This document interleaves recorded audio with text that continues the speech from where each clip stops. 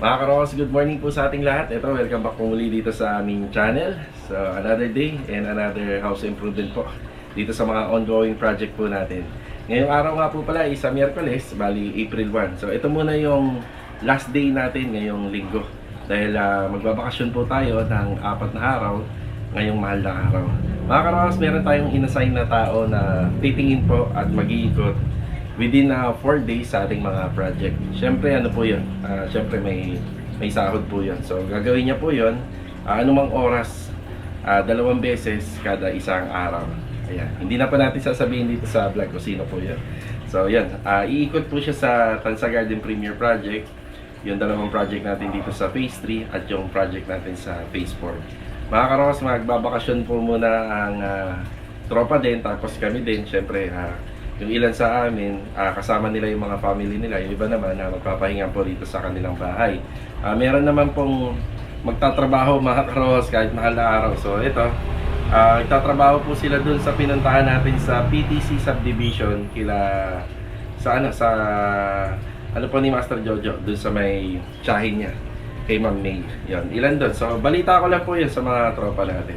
So, hindi naman natin sila mapipigilan kung gusto nilang magtrabaho kahit mahal na araw. Tapos tayo, magbabakasyon po tayo. Ayun mga karos, project update pa rin dito sa ongoing finishing project natin sa Phase 3. Kaya samahan niyo po muli kami ngayong araw na to.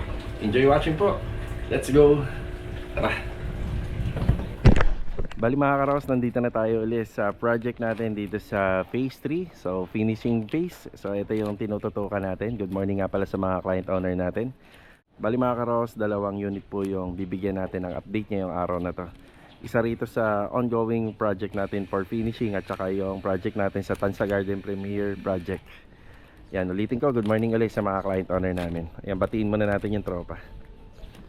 Bilog, good morning. Good morning. Mot, morning Mot. Morning po. Kuya Rigor, morning po. Okay, unahin ko muna kay Kuya Rigor. Kanina si Master Dindo pumunta kila Ma'am Melanie Hardware bago pumasok dito kasi mas malapit yung area niya ron eh. So ayan, maraming salamat kay Master Dindo sa pag-aasikaso ng mga kailangan pang materialis dito. Bali kahapon may pahabol si Kuya Rigor, lacquer thinner at saka yung lacquer primer surfacer. Ito na po yun. Tapos yung additional na aqua glossy black. Ayan. Ito yung ginagamit namin sa mga nakikita nyong black paint dito sa mga bakal. So lahat ng bakal, yero, basta lahat ng uri ng metal ay pwede po ito, aqua glossy black. So pwede rin po siya sa mga kahoy, pero mas maganda siya sa pambakal. Yan, ito po yan. Hindi pa po siya bayad kaya pink yung resibo. So ito yung isa sa mga pinapaasikaso natin ngayong araw kay Bilog. Ayan, si Bali PVC planks, tapos may dalawang texture design to. Kapag binaliktad mo yan, wood finish. Tapos pag binaliktad mo, ganito yung finish nya. Yan, para siyang WPC pag tiningnan mo. Tapos yung mga stainless screw, ayan na, iniisa-isa na ni Bilog na ikabit. Ito yung gusto mangyari ni client dito, na hindi masyadong nakikita yung loob. Kaya yung gap nito, yung space nito, isa 1 inch. So sabi ko kay ma'am na 1 inch lang yung kaya kong ibigay sa kanya, pero mas gusto niya nga sana medyo mas seamless pa, medyo dikit pa. Kaso nga lang for maintenance ang hirap magpintura. Tapos mabibitin lang po yung installation nito, gawa ng kulang tayo dun sa stainless screw. So yung binilhan natin na kahapon, wala po silang masyadong maraming stock, kaya konti lang yung na-provide natin. Kulang pa tayo mga 30 pieces. So tingnan na lang natin kung hanggang saan naabutin yung mga installation nito. Tapos ngayong araw, ipapakabit ko rin po yung ano po rito, yung mga down lock at saka yung barrel bolt. Para yung gate natin, lagi na lang po kasi natin tong tinatali pag tuwing uuwi. So ngayon, meron na siyang naka-install na down lock at saka meron na rin pong barrel bolt. Ngayon yung pinaka-ilalim po rito, so kailangan po yan na may mga butas para meron pong susuksukan ng mga down lock. Yung ginagawa naman ni Mot, kahapon medyo halata pa yung mga downspout po natin dito. Kaya hindi nyo na masyadong nakikita yung orange. Kasi kung saan siya nakatapat na area, yun po yung kulay na gagamitin natin, kagaya nito. Okay ka lang dyan, Mot? Delikado yan ah. Bali, mababa lang naman no? Okay. Tapos dito, ang finish ng kulay ng ating TV console, may reference naman tayo rito. Nasaan na po yun? Ito. So, may mga ano naman po yan. May varnish. Yan, tapos chameleon yung gagamitin. Ito nakikita nyo na to. Pinag-iisipan ko pa kung ipoprovide natin galing po dun sa UTAP, yung materials made of PVC na tubular WPC or aluminum. So titingnan natin kung ano yung mas magiging okay. Kasi may disenyo pa po yan dito.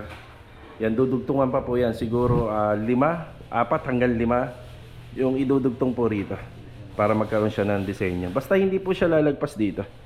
Sa pintuan na nakikita natin. Si Master Dindo, good morning po. Good morning po. Morning. Kasama sa mga binili niya kanina ito. Wipe out, kaso nga lang medyo maliit baby. Baby. Yan. Tapos meron kailangan si Master Jojo rito. Master Jojo, good morning. Hi, good morning. Bibilan lang po natin to ng lock installation kit.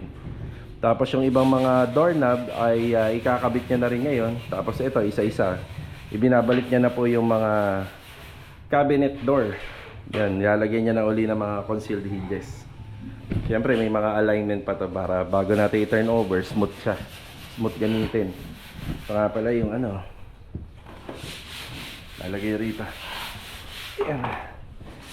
Tapos kahapon yung update. Ito po yung ating double swing door. Yan. Sa makikita nyo medyo see-through, no? Pero may mga plano naman si client dyan. Siyempre bago po nila to pinagawa, may mga plano na po sila rito. Tapos yung kornisa nito, ipagpapatuloy na pati rito sa loob. Yan, kung sino magiging available ngayon sa mga installer natin, pwedeng si Master Jojo, pwede si Bilog, para madali na rin ang mga pintor natin. Okay, asikaso muna ako. Kuya, wala kang papahabol? Wipe out, bibili uli ako. Wala mo, sir. May maliit ito eh. Bibili pa ako. Dapat yung tulog siya. Maganda. Mga ilang ano? Mga dalawa. Isa lang? Dalawa, para hindi na tayo pabalik-balik. Yan. Okay, Rigor, baka may pahabol ka dyan. Hindi, meron ka naman dyan eh. May pintura ka dyan, di ba? Sige. Sige, pagka ano na lang. Basahan. Sige, bibili tayo. Ano pa, kuya? Basahan. Sige, noted. Noted. Basahan, ha? Sige, ha? Okay, sige, sige. Balimot, meron akong ipapaalala lang. Ito, for masilya. Isa ibabaw ng copper. Yan ang copper tube. Tapos ito, dahil pag sinalpak ni Bilog, ito hindi niya masalpak, lalabas kasi itong mga to, kaya kailangan popondohan. Sige, sige. Okay. Tapos ito, hinuhuli na po namin to mga karos kasi lagi napapakan yung drainage. Tapos lilinisin pa yung loob. Kaya huli na po namin yung pinipinturahan. Yung as in parang patapos na. Kagaya nung napanood nyo sa Anyana Beller East Project. Tapos lahat po ito isa may paint retouching. Yan, kailangan po yan isa malinis ng makikita. Log, pakitanggal na nga to. Parang lagi nating laging may ano rito. Ito, banderitas. Yan. Dito na tayo sa hardware. Ito yung mga binili natin. Lock installation kit, isang doorknob, wipeout, tsaka basahan. Yan, tara. Okay, dito na tayo. Pakibigay kay Master Jojo ko yan. Hindi na ako akit ko yan. Para hindi na masira yung ano mo. Dire-diretso ka na. Tapos, basahan, tsaka wipeout. Yung doorknob, Joe, dito yan sa corner ah. Sige, thank you. Ano ba, makikita ba natin ang kulay ng pintura nito ngayon? Makikita natin. Oh, sige. Yan yung chameleon. Yung chameleon. Tapos ito isa iba. Chameleon ba ito? Hindi off-white? Tingnan mo yun. Oh. Parang off-white ka pala. Parang, teka lang. Off-white lang kaya. Hindi, ito siya. Oh. Yung sinasabing off-white, itong ano, itong shelves. Yung shelves. Tsaka itong, yung surface, ito. Yun ang off-white. So ito chameleon. Yung buti nasabi ko. Kasi nakaali.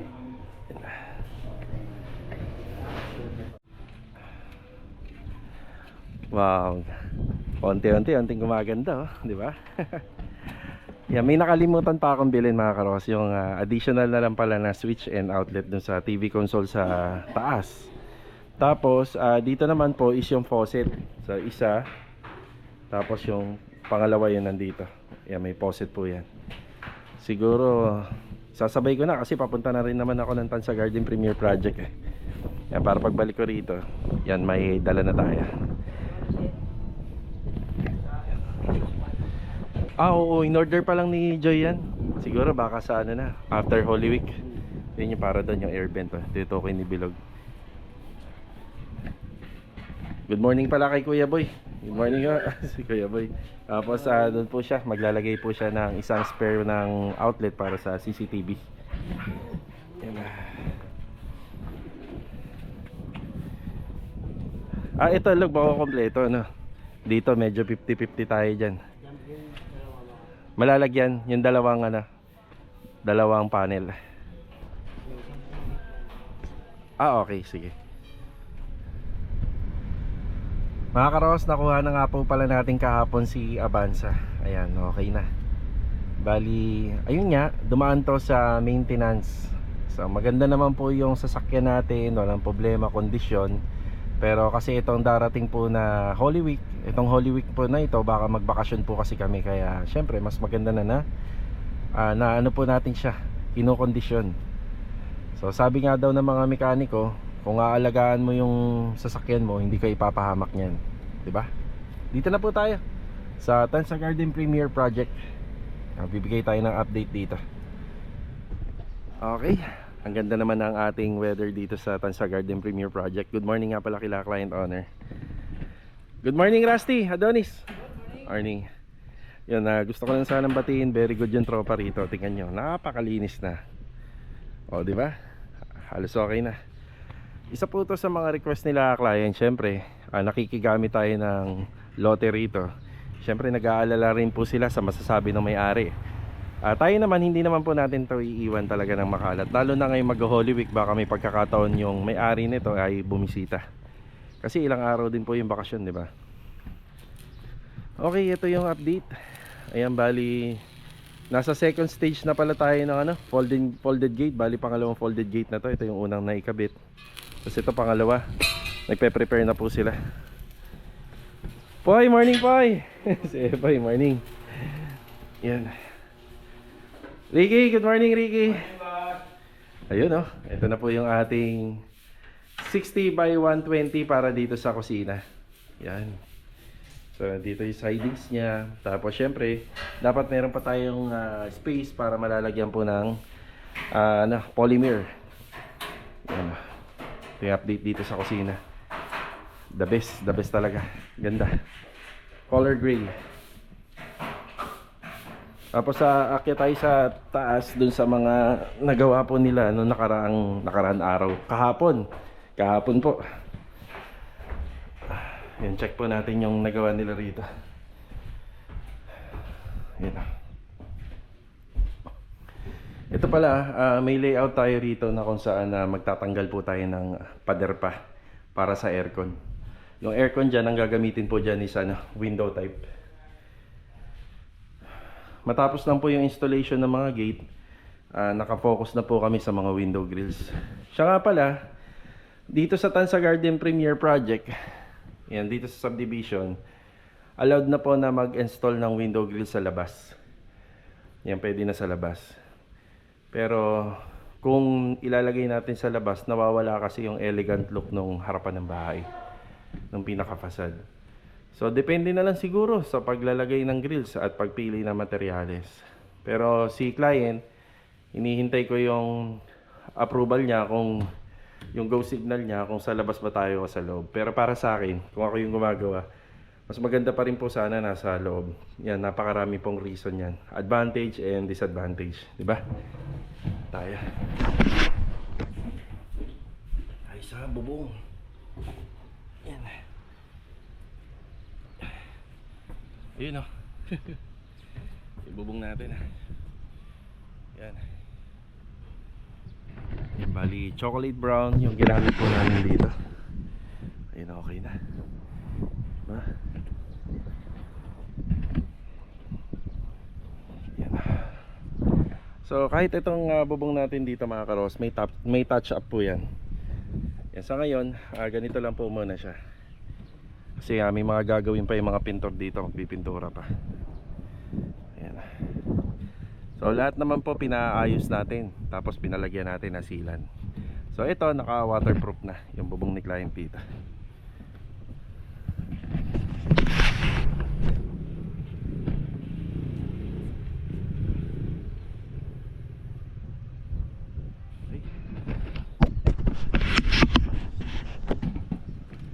Tapos ito rin, may touch up din po ito. Sa ngayon, text screw pa lang yung makikita nya. Kapag natapos namin to, iisa-isahin po yan lagyan ng sealant. So baka matanong nyo, bakit nung inilagay, bakit hindi pa nilagyan ng elastosil? Ang sagot ko dyan, mas magmumukhang bago po kasi kapag doon pa lang natin ilalagay kapag turnover na. Mas mabisa po yung buhay nun. Yan, ito po yung update dito. Wala pinamili na sira. Oo, yan kanina, yung extras. Yan, so nga pala pinapakolekta ko yung mga power tools. So lahat yan. Mamaya. Sige. Kakargan na rin natin. Dala ko nga pala yung sasakyan kasi pupunta tayo sa OBC ngayon. Doon tayo bibili ng strip light at saka ng T5 bulb light. Tapos mamaya babalik ako rito para kolektahin yung mga power tools. Let's go. Tara. Nandito tayo sa JB Electrical Supply dito sa Malawin. Bali, bumili pa tayo ng isang tugang outlet, tugang switch na kukumpleto po dun sa project natin. Yan, ilalagay natin yan sa TV console sa second floor. Alright. Nandito na tayo sa OBC. Simula na nakapunta ako rito, dito ko nakita yung magandang quality ng strip light. So, maganda yung strip light nila rito. Yan, may kasama ng driver yan, pati yung clamp. Nakasama po yan sa mga binili natin. Saka dalawang LED na warm white na T5. Ito po ay ilalagay sa second floor TV console sa may ilalim. At ito naman po yung strip light dun sa TV casing nya. Yan, yan kasama lahat po yan. So, yung presyo nya. Tara. Time check mga karos, 3:20. Yan, bumalik tayo dito sa garden. Yan na yung gate oh. Tapos syempre kinolekta na rin po natin yung mga natin dito, mga tools. Ayan yung mga tools natin. Ayan. Yung iba kayo na magdadala no doon? Sige.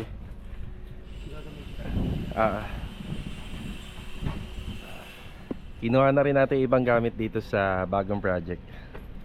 Kaya Richard, good afternoon.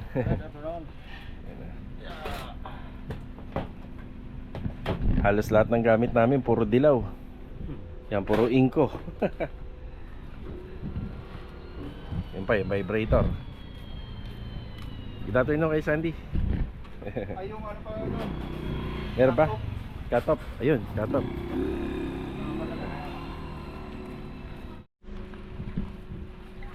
Yan, salamat po. Thank you.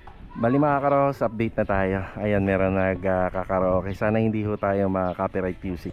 So ito na nga po pala yung gate po natin. Gamit po yung PVC planks. Ayan, dalawang ano po ito mga ka-rowhouse. Dalawang mukha yung PVC planks na pwede natin gamitin po sa design ng gate. So sa pagkakaalam ko, ito yung pinakalikod. Kasi kadalasan ang ginagamit po is yung wood finish na design. So ang gusto ni client is ito yung makikita sa harapan ng gate nya. Kung mapapansin nyo lang mga ka-rowhouse dun sa gate na ginawa namin, palaisipan dyan kung paano mo yan bubuksan kapag nakalak sa loob. So nag-usap na kami ni client dyan, kami na lang po yung nakakaalam. Tapos yun, may air vents na rin yun doon sa taas sa may TNB natin. Okay na, maganda na rin po siya tingnan. Yan yung air vents na yan, madalas mabibili nyo po yan sa, sa online o kaya dito sa Wilcon. Yan, ito na yung mga ginagawa rito. Medyo natago na po namin yung mga kulay ng PVC pipe. So yung mga downspout natin, ayan, kakulay na po ng area kung saan siya nakalagay. Ayan na po, sa gilid. Yung nakabit na rin po yung mga doorknob dito. Ayan na.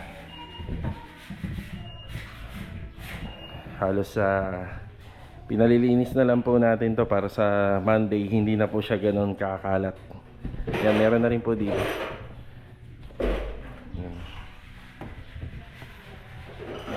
Yan, retouching na pala. Tapos ang status po pala nito, according kila Master Batang tsaka kila client, kailangan po yata nila muna mag-meeting para ma-final po to. Yung para rito. Ito naman nakahanda na, yung gagamitin na sliding dito at saka yung dalawang screen door na gagamitin sa main door tsaka rito sa corner area. Yan, madali na lang po siyang gawin. Tapos dito halos almost 100% na po rito, mga cabinet handle na lang po yung kailangan. Ito na po yung nagawa. Kaya kita lang to dito. Napansin mo? Kulang pa. Ayun, kulang sa sealant. Ang bilis na nakita ko kagad pag akit ko lang. Tapos ayan, ilaw, pintura. Yung pintura nito, nag-decide na sila client ng off-white na lang. Yan, simula po dyan hanggang dito. Kasi ito pagka tiningkaran pa natin yung kulay nitong pagitan ng hamba, baka hindi na po lumabas yung natural wood finish niya. So hindi na babagay. Tapos dito mga handle na lang po ang hinihintay natin dito. Tapos dadaan pa po ito sa maraming retouching. Yan, maraming paint retouching. Yan. So yung kornisa na lang dito by ano na po to, by Monday. Yan, babalik na tayo rito sa Monday. Tapos yung tungkol naman po sa mga Korean blinds na pinasukatan natin kay Sir Ricky by Monday or Tuesday or Wednesday po yan. Tapos ito may mga alignment pa sa ilaw. Yan kabit na po muna natin kay Master Jojo. Ito yung mga binili natin kanina sa OBC. Yan, may ilaw rin po dyan sa ilalim. Tapos may ilaw rito. Ito naman po yung binili natin kanina. Ayan na. Yan. Halos sa cabinet handle na lang po yung mga kailangan dito. Yan, pagpapatuloy po natin to sa Monday. Diba? Yan o. So yung sa bintana naman, kung matatanong nyo kung may violation po ba tong bintana na ginawa natin, wala naman pong violation to. Ang mahalaga, nandun pa rin po yung grills at saka yung window. Hindi po natin binago. Diba? Yan o. Binalikan kagad ni Master din to. Hanggat hindi nakakalimutan, no, kuya, no? Ayun po, kuya, no? Nakita mo yan, no? Ayun, sa taas. Oo. Okay, bali si Louie, kung matatanong nyo, siya po yung isa sa mga huling pepwesto rito. Pwede na kaya to sa Monday? Pwede na, no? Or paunahin muna natin ikabit yung mga Korean blinds kasi gagamit ng tuntungan, eh. Dahil natin dito sa bintana. Sa bintana? Oo, di ba? Saka na muna to. Martes or Miyerkules. Basta mauna si Sir Ricky. Tapos ito nga po pala yung kulay ng TV console.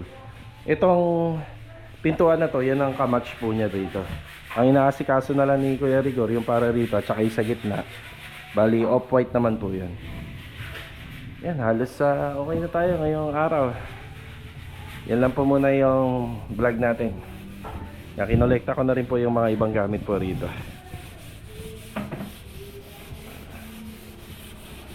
Kaya baka manakaw yan, sobrang ganda na yan, ha? Duko yan. Duko yan. Ano yan? Ano po yan? Anong kulay yan? Anong pangalan? Isang galon lang yung binili ni ma'am, no? Okay. Sige. Pakagayahin. Yun nga purpose natin kaya binibidyo para gayahin. Bibigay tayo idea. Kahit mga kapitbahay, pakagayahin. Okay lang yan, kuya. Sige. Ayun mga karos, hanggang dito na lang po muna yung vlog natin ngayong araw po ng Miyerkules. Maraming salamat po sa pagbisita at walang sawa niyo po suporta dito sa aming channel. Bali ito mga karos, naghiwa-hiwalay na po tayo ng tropa na nakasahod na po sila. Bali yung payroll lang po nila is 3 days.